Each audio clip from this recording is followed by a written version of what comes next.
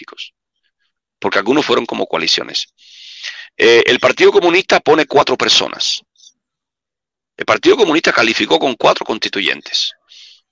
Ahí vamos a llegar, vamos a dejarlo ahí, vamos a ir, llegaremos ahí, no vamos a mezclarnos y a perdernos con la manera en que quiero ir dando la información para que se entienda un poquito mejor. ¿Qué derechos garantiza? Porque siempre hablamos de los 30 artículos de la Declaración de los Derechos Humanos y queremos llevar eso al pueblo de Cuba y que entiendan qué es tener derechos, qué representa, qué significa eso. Porque es un pueblo que ha vivido a espaldas de todo. Pero esos derechos están de una forma u otra reflejados en la Constitución del 40 y en las leyes complementarias. Entonces, quisiera un poquito, no vamos a entrar en todos los derechos que se establecen en la Constitución del 40, pero sí los más esenciales. ¿En qué lugares están reflejados? Por ejemplo, algunos muy elementales, como tener una representación legal, tener libertad de expresión, libertad de asociación. Derecho de reunión, derecho a propiedad privada. Están todas esas cosas, derechos de propiedad privada. Están todos los derechos humanos. Mira lo que pasa con los derechos fundamentales y los derechos inalienables. ¿Ya? Cuando el derecho es reconocido en una constitución, es derecho y simplemente derecho. Tú no puedes mantener el calificativo de derecho humano a un derecho humano dentro de la Constitución, porque establece entonces un doble sistema. Y entonces, ¿qué derechos, quién se subordina a qué? La Constitución al derecho humano, el derecho humano a la Constitución. Los derechos pueden ser azules, amarillos y verdes. Una vez que entran a la Constitución, son constitucionales. Son derechos constitucionales. Ahora, los derechos constitucionales de la Constitución del 40 coinciden en su totalidad, o sea, todos los derechos humanos coinciden que están dentro de la Constitución del 40 y hay otros más dentro de la Constitución. Pero la Constitución no la del 40, cualquier Constitución no puede decirte, reconozco los derechos humanos y además reconozco estos otros derechos. Porque entonces ya estás metiendo estás como haciendo una diferencia entre derechos. ¿Entiendes? Y la Constitución como si no dice, fueran la misma cosa. Como si no fueran derechos. Una vez que la Constitución los reconoce, todos tienen el mismo peso. Entonces, la Constitución dice, el ciudadano tiene derecho. No dice, yo le concedo derecho al ciudadano. La Constitución no te da derechos, te los reconoce. Tú los tienes, son tuyos. Entonces, inclusive aunque no sea inalienable, no te lo da, sino que te lo reconoce. Lo reconoce. Ya, entonces, por eso comienza, el ciudadano tiene derecho. Ya, en ese sentido, pues nadie puede pasar por encima de eso, ni puedes diferenciar un derecho de otro derecho. Una vez que están dentro de un sistema legal, son derechos. Plano. Plain, como se dice en inglés. ¿Podría, por ejemplo, decirme algunos de ellos? Mira. Los artículos, algunos artículos con algunos de los... Por ejemplo, a mí me gusta mucho el artículo 20, y si me equivoco que me digan, que dice que la Constitución no reconoce fueros ni privilegios. ¿Ya? Eso es muy importante. Está el artículo 33, ¿ya? La libre expresión. El artículo 37, que reconoce, bueno, son mucho más, que tiene que ver con la libertad de manifestarte, de reunirte, de tener partidos, tú sabes, todas esas cosas.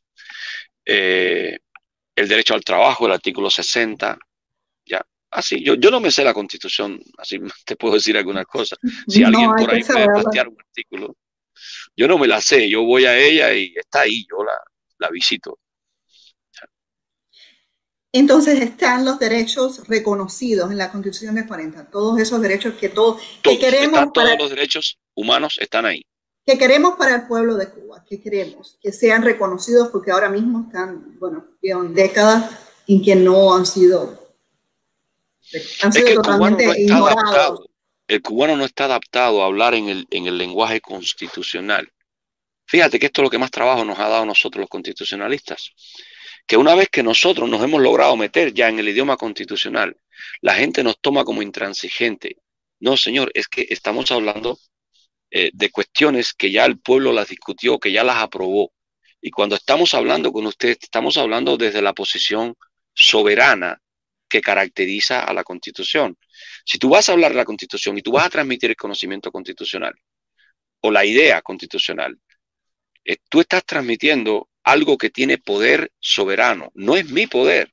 Entonces la gente lo dice, lo toma, lo ve como algo mío. No, no es mío, es que es un mandato de toda la nación. ¿Entiendes? Es el poder de todo. O sea, la ley no pide permiso. Entonces, para las personas, no sé por qué están muy adaptados, por ejemplo, a aceptarle ese lenguaje a un norteamericano sobre no se puede permitir. O sea, yo tengo derecho a la libertad de expresión, la primera enmienda, la gente siempre salta, mi primera enmienda no me la toque, la segunda no me la toque, me acojo a la quinta enmienda y tal. Muy fácil y todo el mundo entiende eso. Y sin embargo, a la hora de hablarle yo de nuestra Constitución, que no habla en esos lenguajes porque no se le llegó a hacer enmiendas, ya la palabra enmienda no existe porque no se le llegó a hacer, pues entonces le parece mal. Pero es que tú no puedes violar esta. Tú no puedes violar la Constitución de Chile o la de Brasil y pretender que te van a decir, ¿qué tú crees? O te lo permito o no te lo permito, ¿entiendes?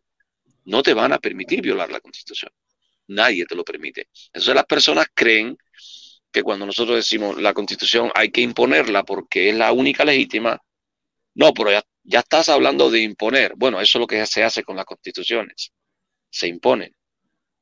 Ya antes de hacerla se consulta, se le pasa la mano a todo el mundo opina, todo el mundo pone su granito de arena, se discute y cuando todo eso se aquilata bien, pues se impone. Se impone. Perfecto. Seguimos. Otra confusión que parece muy simple, pero no lo es. Y yo creo que intencionalmente la crearon en Cuba. Era muy conveniente confundir los términos de gobierno con Estado. ¿Cuál es la diferencia? Para que muchas personas que no encuentran gobierno y Estado son la misma cosa. Mira, el Estado es todo. El Estado es la zona geográfica, ¿ya? Con todos los recursos que hay en ella. La nación que vive dentro de ella y las instituciones. Eso es el Estado. O sea, mañana nosotros cambiamos al gobierno, vamos a seguir siendo el Estado cubano. El Estado sigue ahí. El gobierno castrista o socialista se va, pero el Estado sigue siendo el mismo. ¿Ya? Un gobierno es la administración, la administración pública, la administración de los bienes del Estado, de los bienes públicos. Eso es un gobierno. Y el Estado es todo. El Estado es, o sea, te dicen, ¿qué cosa es Cuba? Cuba es un Estado. No es que el Estado son los que conforman el Consejo de Estado, eso es una institución. Es una institución de gobierno. Pero el Estado es la isla con todos sus cayos, los mares, los recursos que hay en su plataforma y en el territorio, y la gente que vive en él, que son el pueblo. O sea, una nación, un territorio regido por una constitución. Lo mismo, la primera pregunta tiene que ver mucho con esta. La primera que me hiciste, ¿no? Que es una constitución. ¿Ya? Porque un Estado como tal es un territorio donde se constituye, ¿ya? Todas estas instituciones. Tú puedes tener un territorio donde no haya Estado, como en la Antártida. ¿Ya? No hay personas y no hay constitución, pero hay un territorio. ¿Entiendes eso? No hay Estado ahí en la Antártida. El Estado es eso. El Estado es el territorio, las instituciones y el pueblo. ¿Ya? Eso es lo que conforman el Estado. Y el gobierno es la administración de los bienes públicos. ¿Ya?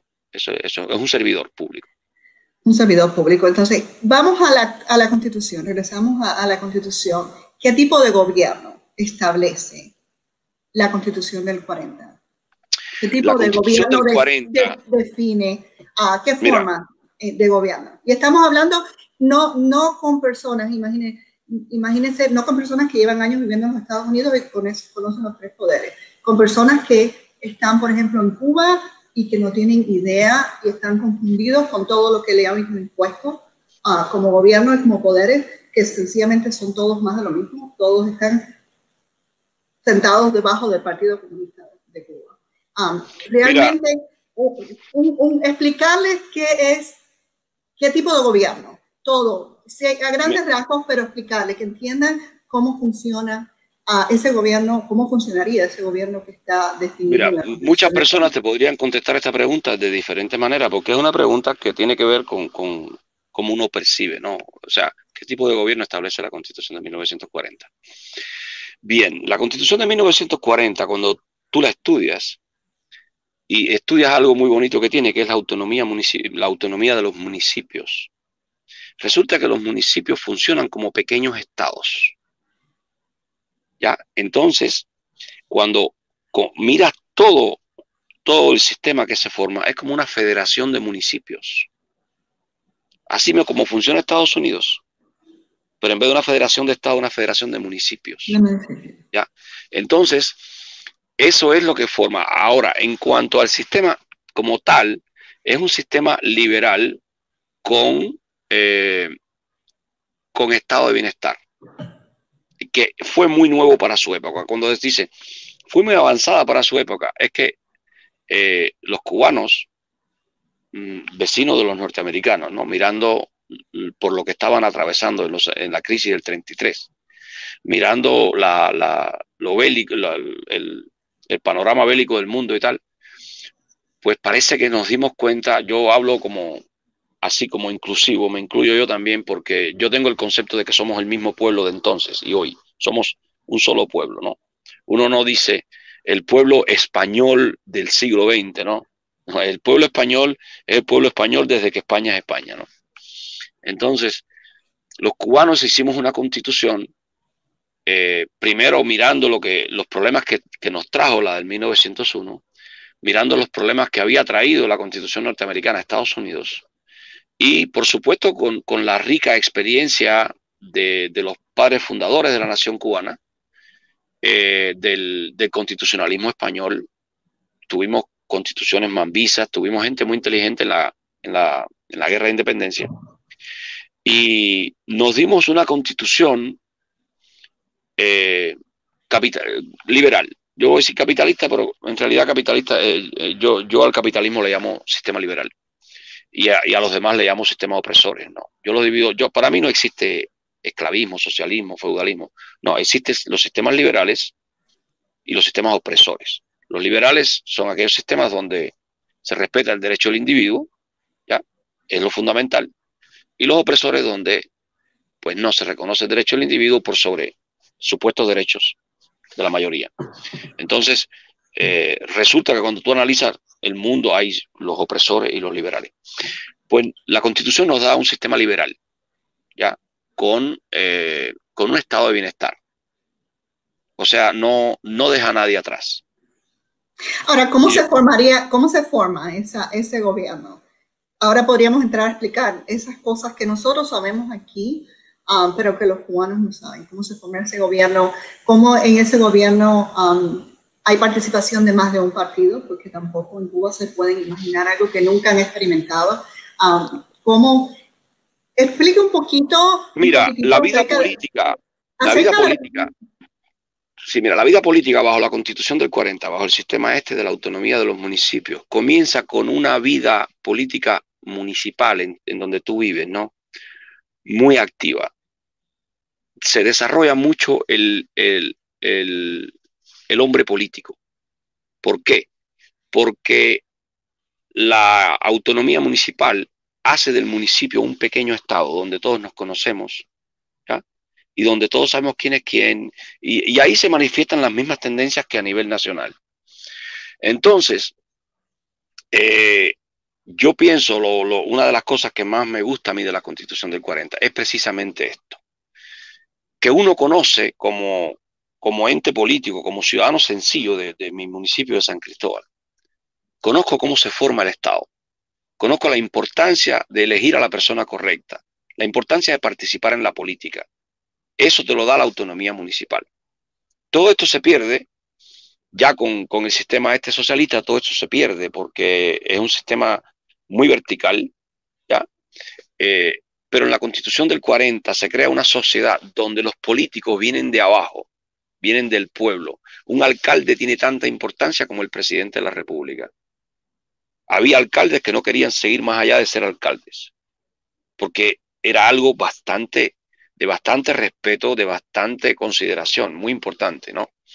Entonces, imagínate en Cuba, un municipio, cuando aquello teníamos 164 municipios, hoy tenemos 166, creo.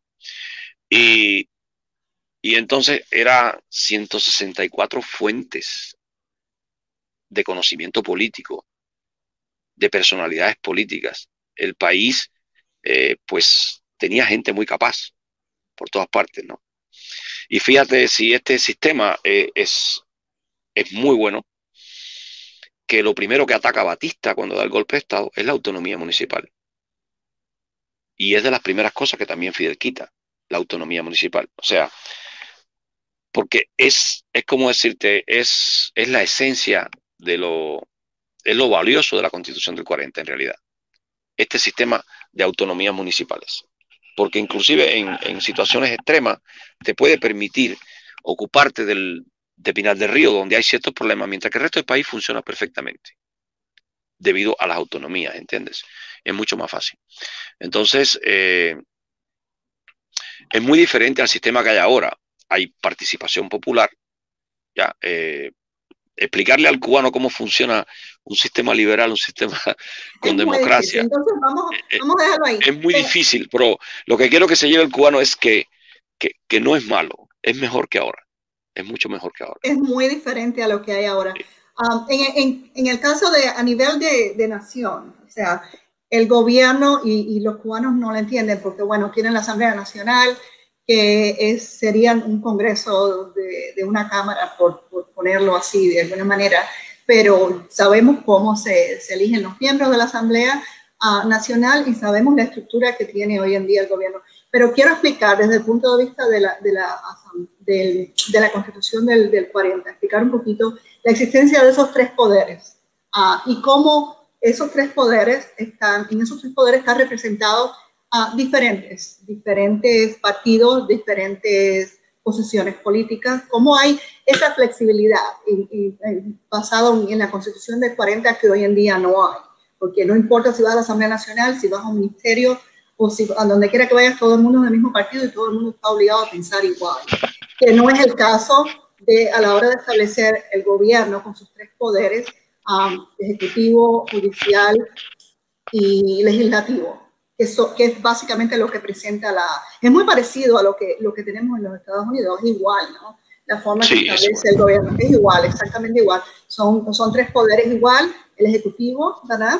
Representado igual que el ejecutivo, el legislativo y el judicial, igual que aquí. Entonces, en el caso de aquí, por ejemplo, en el caso de Cuba, sería así, funcionaría así, una vez que se reconozca. Si se restituye la Constitución y entraríamos a reconocer partidos legales, legalmente reconocer partidos en la isla, habría una representación dentro del gobierno, incluso si el presidente, para que entiendan los que no han podido tener la oportunidad de vivir eso, ¿no? Aunque el presidente llegue y escoja, el presidente sea de un partido X, partido de los globos rojos o de los amarillos, lo que sea, y ese presidente escoja su gabinete, como aquí escogen su gabinete, el gabinete del presidente, que generalmente son gente que son de su partido, tienen que ser aprobados por el Poder Ejecutivo, también el Poder Legislativo. El Poder Legislativo. Y en el Poder Legislativo hay representación de más de un partido. Entonces, hay un balance en el gobierno que sería lo que daría, ese balance lo daría a una constitución como la de 1940 que no existe en Cuba. Y eso es lo que quería un poquito dejarle la idea, si usted puede... No, y este sistema que acabas de explicar, lo bueno también, que le falta un complemento, que es que se actualiza cada 2 años o cada 4 años. O sea, hay nuevas elecciones. Cuando la elección es como actualizar un teléfono, actualizar algo. Entonces, la actualización de los poderes es la reelección. O sea, cuando el político tiene que someterse otra vez al escrutinio popular, tiene que someterse otra vez, en esta etapa en que ellos se someten al pueblo, pues pues les toca rendir cuenta por lo que hicieron o no hicieron, de lo que prometieron antes, y les toca pues hacer promesas políticas. Y esto es muy importante. La gente dirá, bueno, promesa. La gente en Cuba, sobre todo educados en el adoctrinamiento socialista, donde hay que poner las cosas feas del monstruo imperialista, pues hablan muy mal de las promesas, ¿no? No, porque como hablando de las mentiras, muchas veces las promesas son mentiras, ¿ya? Sí. Pero más mentiras son cuando ni siquiera las haces. Exactamente, cuando entonces, te fuercen a pensar que todo lo que te están diciendo. Entonces, las promesas inclusive cuando no se cumplen, pues son un arma en las manos del pueblo, porque entonces el pueblo puede quitar a ese político porque no cumplió la promesa. Para quitarlo. La promesa no solo tiene la función de obligar al político a hacer un trabajo tal, sino que también tiene la función de servirle al pueblo para quitar a ese político y que se vaya calladito. Entonces, los cubanos de la isla y muchos acá estamos desacostumbrados de este sistema político donde el actor político, y valga la redundancia, pues tiene que prometer. ¿ya? Tiene que prometer. Y en ese sentido nosotros también tenemos una promesa con la Constitución del 40. ¿ya? O sea, nosotros tenemos una idea de en qué tiempo Cuba puede desarrollarse si se restituye la Constitución. Más o menos, ¿no? Es una promesa. Entonces yo siempre digo, nosotros pudiéramos, si los cubanos pudiéramos desarrollarnos... No es una promesa de Vigoa. No, es una promesa de los constitucionalistas, del constitucionalismo. Si restituimos la Constitución, la Constitución del 40, porque yo no me estoy proyectando yo estoy hablando en nombre de lo que sería... Yo lo entiendo, pero no quiero que los que lo están escuchando digan, Vigoa se está vendiendo y nos está prometiendo. No, yo trato de explicar, sabemos cómo se manejan las redes y cómo se maneja lo que las personas dicen, y hoy en día en las cuestiones de la lucha de Cuba se tiende a jugar a ser político y a manejar las cosas desde el punto de vista político todo, y a interpretarlo todo de una manera política, y entonces pues por eso quiero dejar que la gente entienda que no, Vigoa está diciendo que no es una promesa de él. Él no se está... yo lo que planteo que nosotros, el pueblo cubano, que ya trabajó con esa Constitución, si restituye esa Constitución, yo pienso que podemos alcanzar el desarrollo del país en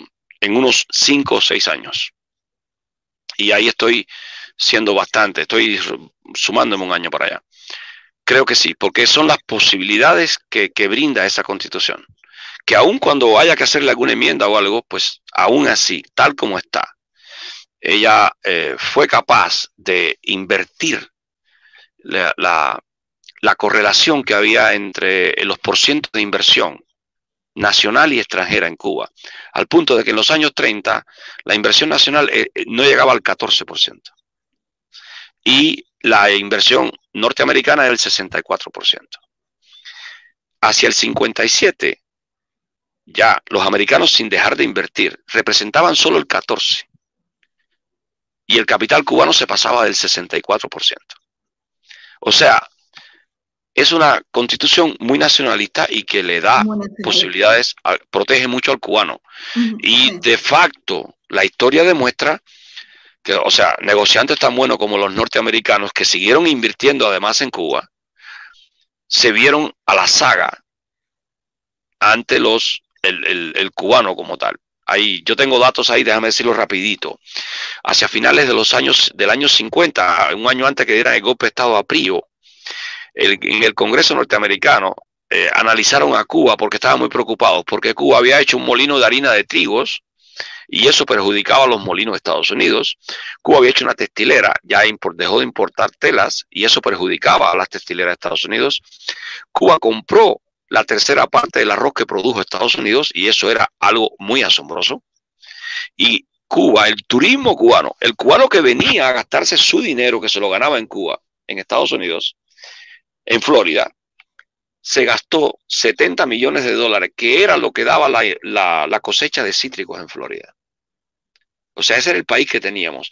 Y los norteamericanos ya estaban preocupados porque nos estábamos industrializando sin afectar la industria azucarera Y eso está ahí. Eso es un dato histórico. Yo lo leí el otro día y es muy interesante. Y eso fue posible gracias a la Constitución de 1940. Por eso yo digo que nos da la posibilidad de desarrollar el país en muy corto periodo de tiempo. ¿Ya? Entonces, versus los castristas que digan en qué tiempo lo van a desarrollar. Que digan en qué tiempo. Entonces, para cerrar la parte del gobierno, para que entiendan los que nos estén escuchando o nos escuchen después, tendríamos un gobierno con sus 3 poderes, tendríamos un gobierno donde habría elecciones, pluripartidismo. Tendríamos un estado con sus 3 poderes. El gobierno es uno de los 3 poderes. Ok, verdad, lo siento. Yo también, a pesar de llevar tantos años. Es la confusión del Estado con el gobierno. Estoy marcada por la confusión del Estado con el gobierno. Tendríamos esos 3 poderes, elecciones cada 4 años. Creo que la Constitución de 40 no deja la posibilidad de reelección, ¿o no? Sí, pero saltándote un periodo. Saltando un periodo. También los senadores, o sea, habría un poder legislativo con 2 cámaras, como está aquí, una baja y alta, un senado y una cámara de representantes igual, y todos esos son escogidos por votación del pueblo, al igual que popular, la presidencia. Exacto. Por votación popular. Según cierta cantidad de habitantes, un representante por habitantes. Y esas personas se reeligen también cada 4 años. Y no pueden sentarse, porque aquí hay un problema con los senadores y los congresistas, pero ya estaríamos entrando en demasiados detalles. Sí. Pero bueno, es el esquema. Nos quedamos con el esquema. Ese es el esquema. Perfecto. Para que la gente entienda. Entonces